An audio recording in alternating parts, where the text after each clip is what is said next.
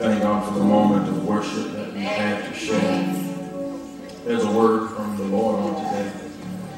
Last week we talked to our black men, our African American men, from the subject of burden buried within. Today I want to talk to the African American or the black female. I want to run with you, if you will, to Songs of Solomon. Songs of Solomon. I used to use this stuff, put in the cards to give the woman, because it was good stuff. There's some stuff in here that's deeper than romance. The Songs of Solomon, the first chapter. Beginning at verse 5. When you found it, say amen. It says, I am very dark, but lovely. O daughters of Jerusalem, like the tents of Kedar, like the curtains of Solomon. Do not gaze at me because I am dark, because the sun has looked upon me. My mother's sons were angry with me. They made me keeper of the vineyard, but my own vineyard I have not kept. Tell me, you whom my soul loves, where are your pastures and your flock? Where do you make them to lie down at noonday? For why should I be like one who veils herself beside the flock of your companions?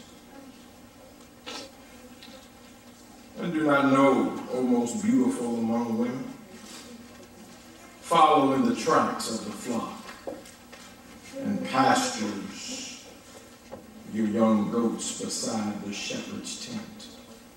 I compare you, my love, to a mare among Pharaoh's chariots. Your cheeks are lovely with ornaments, and your neck with strings of jewels. We will make for you ornaments of gold studded with silver. You may be seated in the presence of the Lord. Verse 5 says, I am very dark but lovely, O daughters of Jerusalem. For a few moments I want to talk with you from the subject, dark and lovely. Dark and lovely. Let us pray. Speak, God, speak. Speak, Lord, speak. Quiet as lightning, yet loud as thunder. Speak, Lord, speak. If you speak this day, we won't leave this place the same way we came. In Jesus' name we pray. Amen.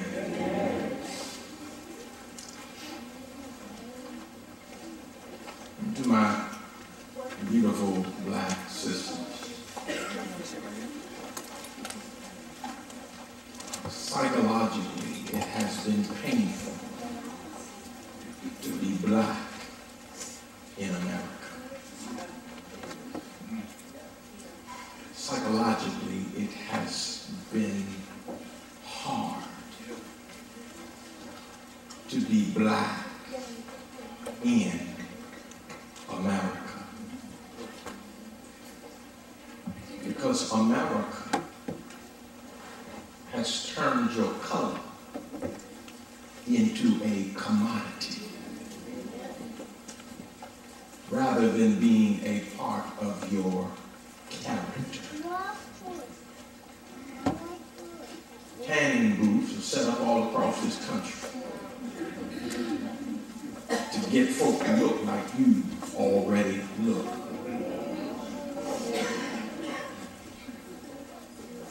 Folks bathe in the sun at the risk of skin cancer just so that they can have some of your shame.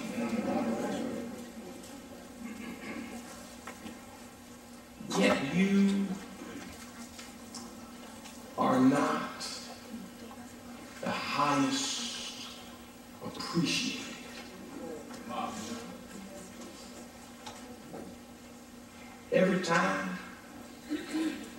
beauty shows up on the screen.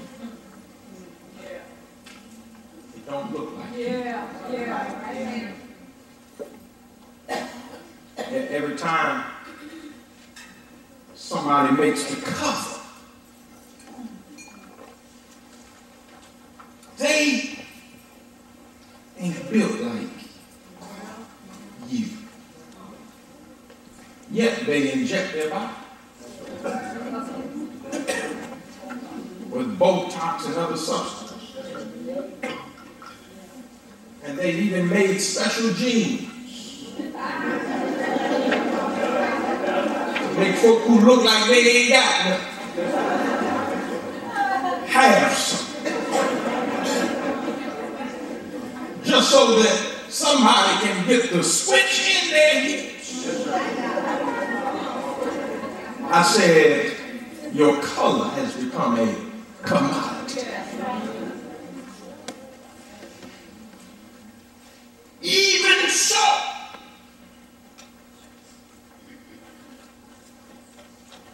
no one looks at your character.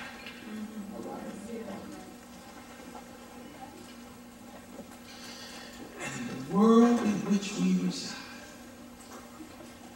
would rather have you up on a stage, swinging on a pole,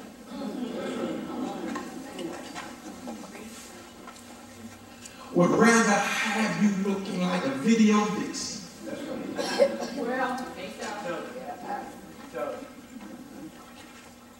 than a smart, intelligent black man. Come here.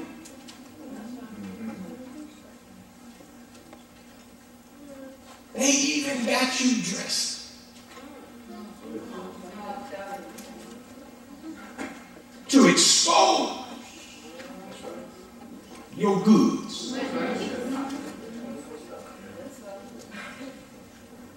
So that those who hire and fire you might have something to look at. Just the other day I was watching ESPN and I asked myself the question, why is it that Sage Steele and the rest of them, everybody got on something short? Why is it that when I turn on the CNN and the women are sitting in the chair, everything is up to here because sex said. And whether we want to admit it or not, my brothers, and in particular my sisters, folk making money off it.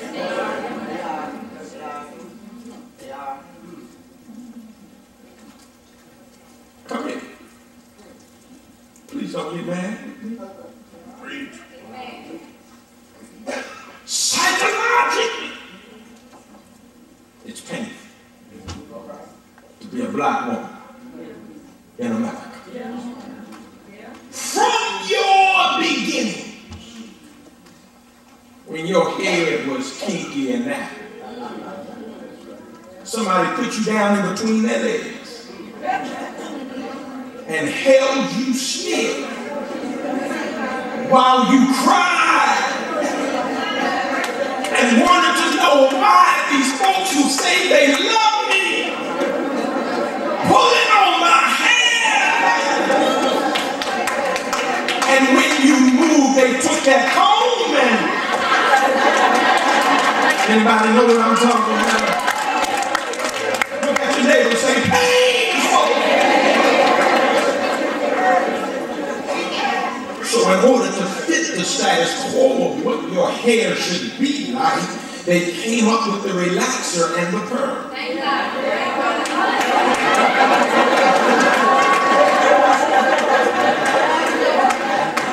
But in order for the relaxer or the perm to take effect, you had to sit there while your head was on fire and endure the pain and long. Anybody here remember those days? Now, can I talk to y'all for just one moment? Just one moment.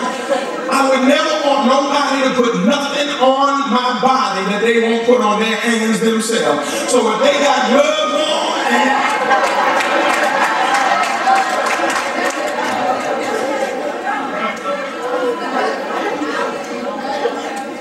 I'm trying to say, so they make money off of evil.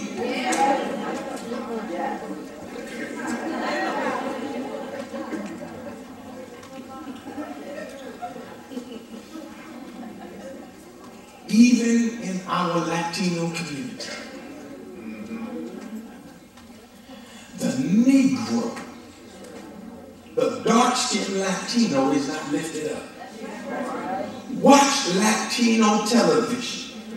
Everybody who is the lighter, the whiter, the longer hair individual is the one that is put in the front.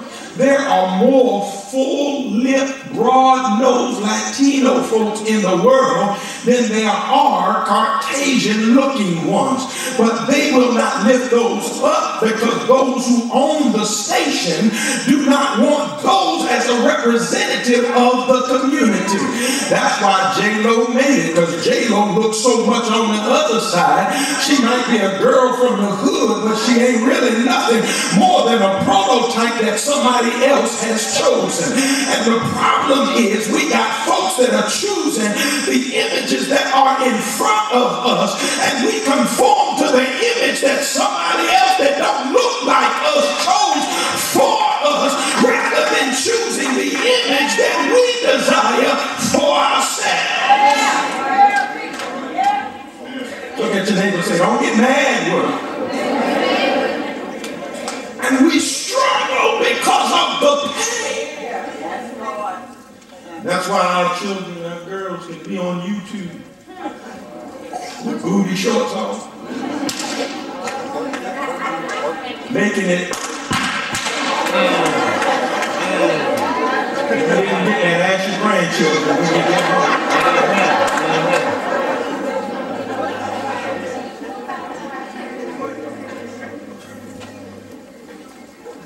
We can have them drive it like it's hot, and it can be all cute and everything else, and they can back it up, and they can do all of this stuff, and we look at it and we say it's all right. Why? Because somebody out there told us that it was all right for our kids to have this put in front of them. But every now and then you got to be willing to look at something and say, you know what? I got to draw the line right then and there. Look, I need black women to understand something. Ain't nothing wrong with putting a little something in your hair. Ain't nothing wrong with getting yourself together every now and then. But baby, when it becomes psychologically a portion of who you are, where you wind up, watch this, always thinking you need to look a certain way in order to be accepted or present yourself, then you're running into some problems. Some of y'all in here will not even go out unless you shave your leg, because somebody told you that if you ain't got hair on your legs, you are acceptable. I'm here to tell you, baby, I got hair all over my leg, and every time I wear shorts, I look at them, and I thank God for them.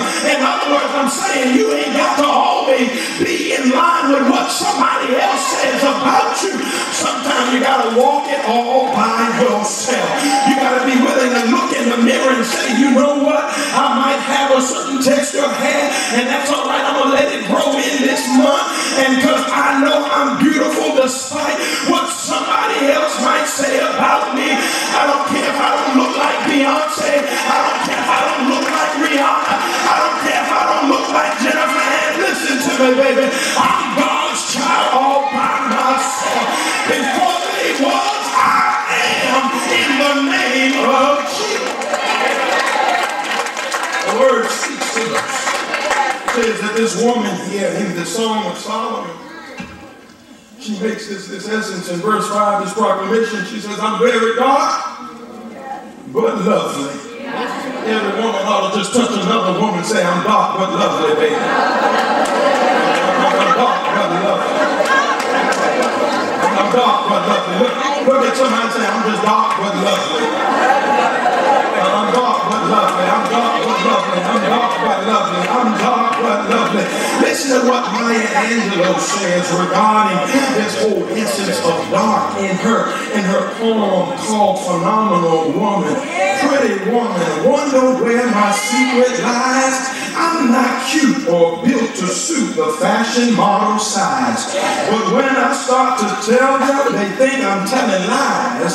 I say it's in the reach of my arms, in the span of my hips, in the stride of my step, in the curl of my lips. I'm a woman, phenomenally.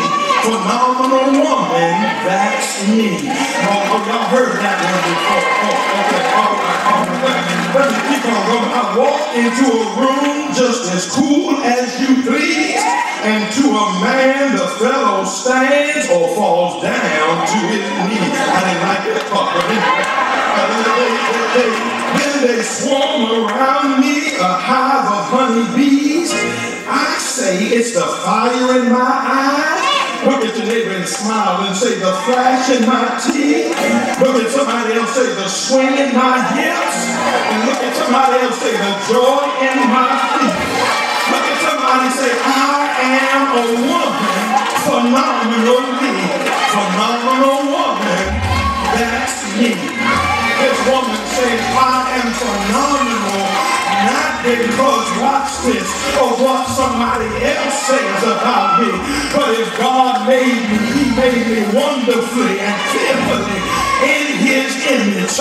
I want every woman to give another woman a high five and say it ain't because you're cute that you're somebody, it's because you're loved in God's eyesight.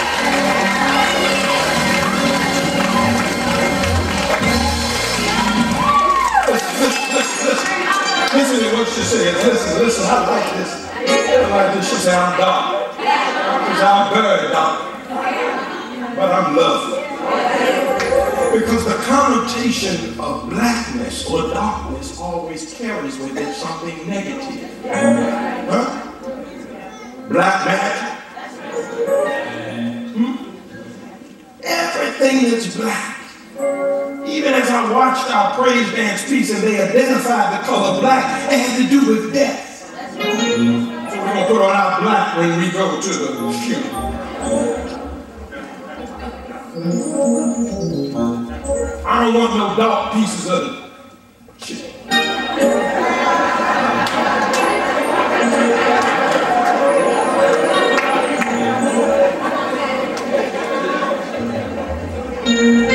I don't like my coffee.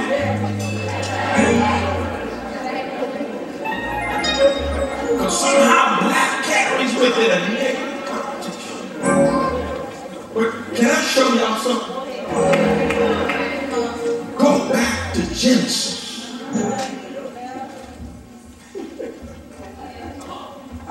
In the beginning, God created.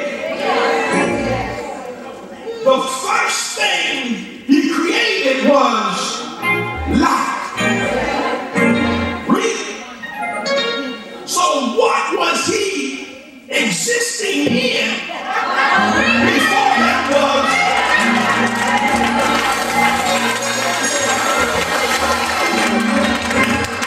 So if God can hang around in the darkness, then guess what? It's all right with me. If God can hang around in the blackness, then it's all right with me. So if God can do great things in the darkness, then look at your neighbor and say, baby, God can do great things in me too. In other words, if God created light last and darkness was first, and God is existing in the darkness, and God walked around in the darkness, and God slept in the darkness, and God talked in the darkness, then guess what? If God can exist in dark places and be in blackness, then guess what? Blackness can't be that bad after all. Look at your neighbor and say, neighbor, I might be dark, but I ain't bad. I might be black, but I'm not negative. Baby, there's a blessing in me, because out of my darkness came soul music. Out of my blackness came jazz. Out of my blackness came dunking. Out of my blackness came running faster. Out of my blackness came the Heisman Trophy. Out of my blackness came a title. Out of my blackness I took a peanut, did 300 things with it.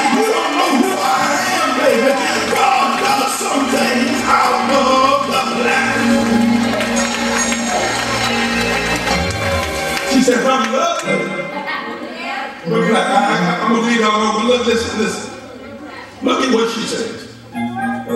Verse 6, do not gaze at me, because I'm dark. Because the sun has looked upon me. My mother's sons, they were angry with me. They made me keep a bed vineyard, but my own I couldn't attend to.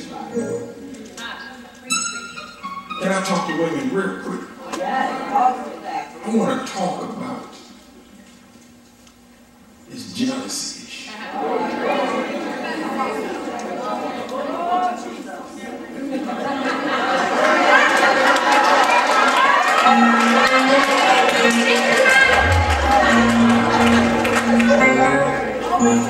I want to show you something. Look at what she says. O daughters of Jerusalem. Now I need to share with you that she ain't from Jerusalem. She is from Ethiopia. She finds herself in Jerusalem by way of Solomon, the king's invitation. Because Solomon saw her beauty and wanted to sit down and talk to her. So the king said, come here. And the daughters of Jerusalem are staring at her because she's an anomaly in the system. They don't get to see this often. Now, they were not pale people during this time. No, even the Jews were folks of color, but they had never seen nobody as dark as this one. And when she shows up, she says, daughters of Jerusalem.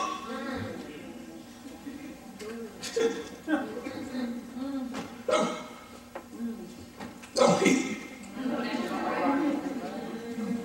Because the sun has looked down on me. Don't hate me. But she goes on to say that not only does she have external haters, but she has internal haters. Because her family, her brothers, her mother's sons, they were angry with her because of the color of her skin. And because of that, they treated her wrong. They made her take care of their fields, while she couldn't even take care of her own fields. Women, black sisters, we got enough haters on the outside. We don't need haters on the inside. I'm shocked because I expect the daughters of Jerusalem to stay. But I expect her brothers and her sisters to treat her a little bit better. Every woman in here, I want you to understand, no woman is an island unto herself. I want to let you know that how you treat somebody else is a direct indication of how you feel about yourself. Every time you open your mouth up against another woman, you open your mouth up against yourself. Every time you talk bad about somebody else, you talking bad about yourself. Because all of y'all are in it together. Because when one messes up, everybody messes up. When one falls short, everybody else falls short. Y'all ain't gonna talk back to me, that's all right. I'm gonna go ahead and say it anyway. And that is that every now and then you gotta be willing to put some childish stuff behind you.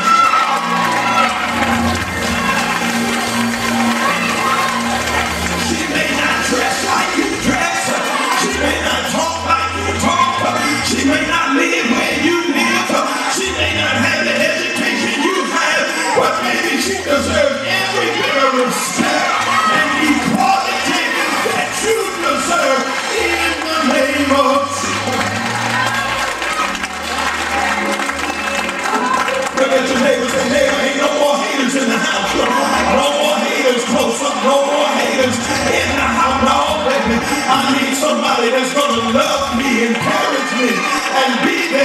somebody that's going to pray for me, read scripture with me, somebody that's going to walk with me and hold my hand.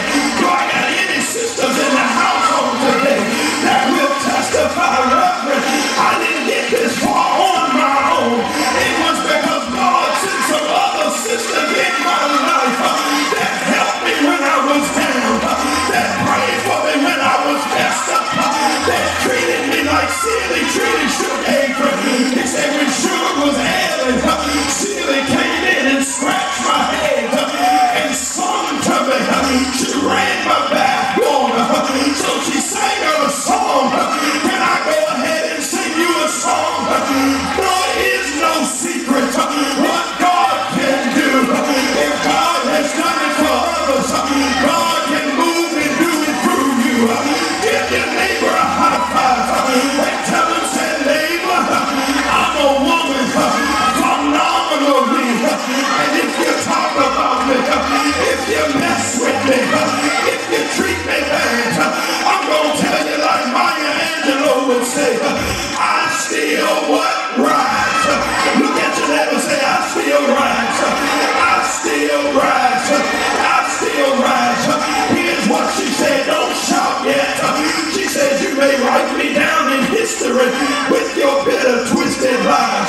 You may trod me in the very dirt, but still like dust I rise. Does my sadness upset you? Why are you beset with gloom? Cause I walk like I got wells bringing out of my living room, just like moons and suns with certainty of tides, just like hope springs high, see still I rise. Now you can shout right now, and I'm gonna tell you about somebody else who rose. His name was Jesus Christ. He was in the grave, but on the third day he got up with all power in his hands. Look at your neighbor, say, neighbor, I'm gonna rise. We gonna make it.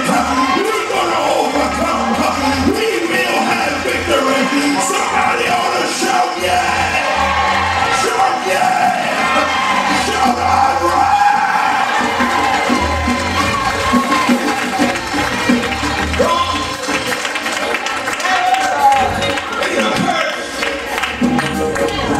It's a blessing.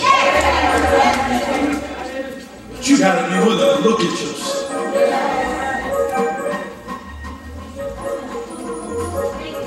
I don't look like those on TV. That's all right.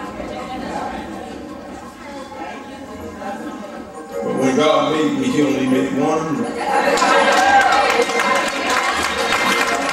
Which makes me one of a kind. And the value of a one-of-a-kind piece is unmeasurable. So don't let nobody measure your self-worth by the clothes you wear, the hairstyle you have, the foundation you put on, the car you drive. No. You phenomenal. You phenomenal.